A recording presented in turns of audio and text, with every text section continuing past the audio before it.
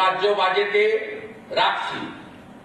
আর সংকল্পপত্রেও আর যা যা আমরা বলে গেছিলাম আমরা পর্যায়ক্রমে সেটা করব। আমাদের কর্মচারীদের পে কমিশন 7 কমিটি গঠন করা হয়েছে।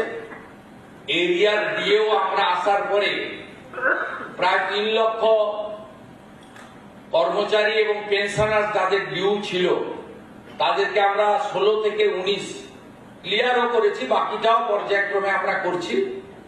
এবং ডিএ সহ অন্যান্য বিষয় 22 জুন বাজেটে আমাদের থাকবে। আমরা এটাও আপনাদের মাধ্যমে এবারে কর্মচারী শিক্ষকদের বড় অংশ তারা কিন্তু স্বচ্ছ নির্বাচনের ক্ষেত্রে গণতন্ত্র রক্ষা করার ক্ষেত্রে এগিয়ে এসেছেন।